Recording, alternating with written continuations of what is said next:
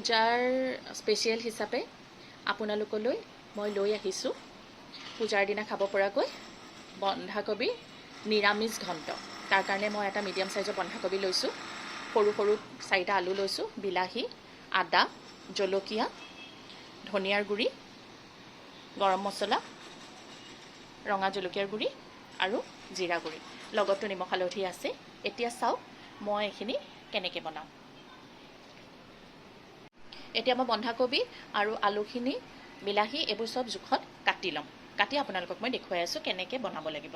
মই পাচলিখিনি চাওক, পাচলিখিনি মই একেবাৰে জোখত কাটি ল'লোঁ।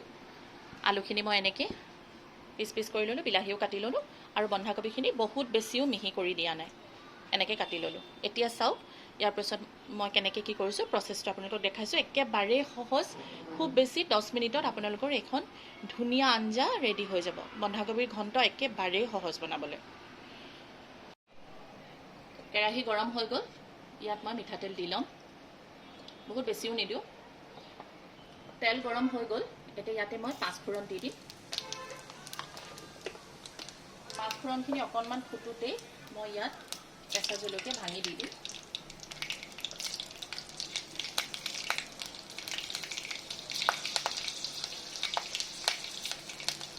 আৰু ইয়াৰ ওপৰত দি দিম আলু।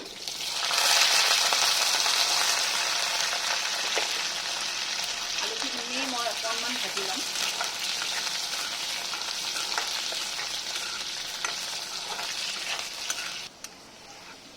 আলুখিনি ভাজা ভাজা টাইপৰ হৈ গৈছে। এতিয়া ইয়াৰ ওপৰতে মই বিলাহীখিনি দি ল'ম।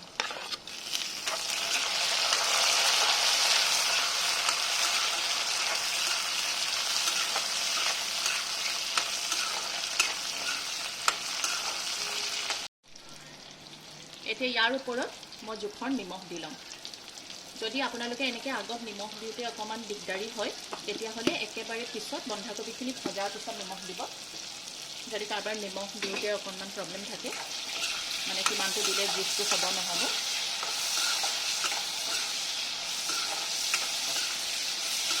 এতিয়া মই এইখিনি প্ৰায় 2 মিনিটৰ কাৰণে জুইটো কমাই ঢাকি দিম, অকণমান সিজিবলৈ দিম। জুইটো মিডিয়াম ফ্লেম কৰি দিছোঁ আৰু এখন ঢাকন লগাই দিম।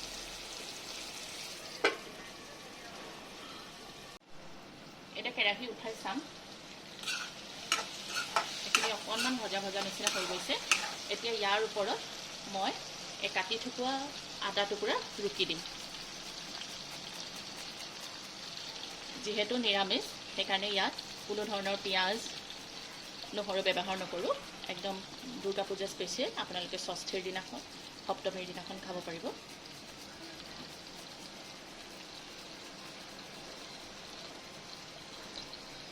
লগত যদি খিচিৰি হয় বা পুৰি হয়, তাৰ লগত খাব পাৰিব।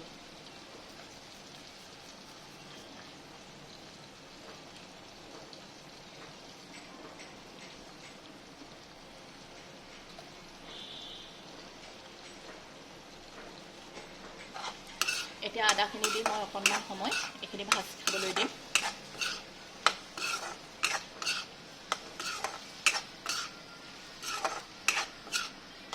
এতিয়া বন্ধাকবি ঘণ্টখিনিত মছলা দিবৰ কাৰণে মই এই বাতিটোত অকণমান পানী দি ল'ম আৰু ইয়াত দি দিম প্ৰথমে অকণমান হালধি পাউডাৰ,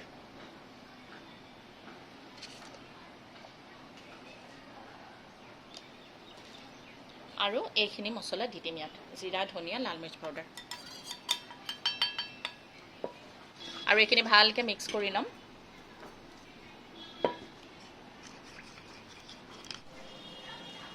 আদাখিনি ভালকৈ ভাজ খাই গ'ল আৰু এই মছলাৰ মিক্সখিনি মই ইয়াৰ ওপৰতে দি দিম। এতিয়া জুইটো অকণমান বঢ়াই দিম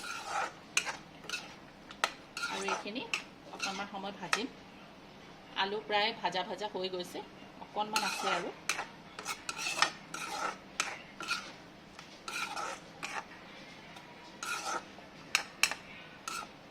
এইখিনি অকণমান উতল আহিলে ইয়াৰ ওপৰত মই বন্ধাকবিখিনি দি ল'ম।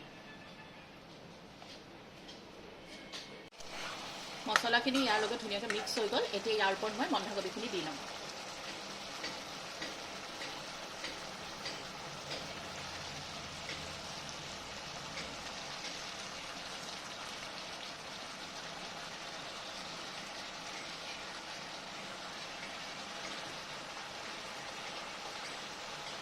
আৰু ভালকৈ মিক্স কৰি দিম।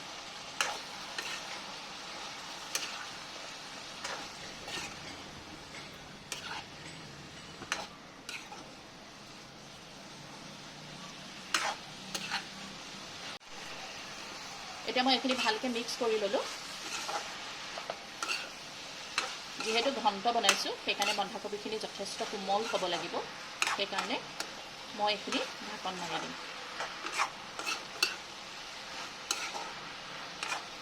কিন্তু জুইটো মই পূৰা হাই ফ্লেমতে ৰাখিছোঁ।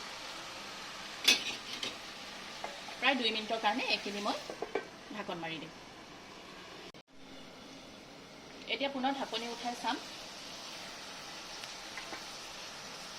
এয়া চাওক কিমান ধুনীয়াকৈ সিজি গ'ল।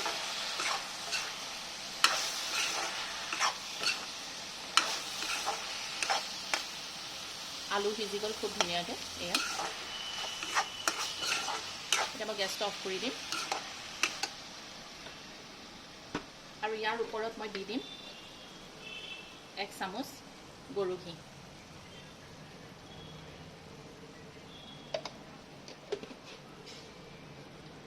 এয়া পূজাৰ স্পেচিয়েল বন্ধাকবিৰ ঘণ্ট ৰেডি হৈ গ'ল।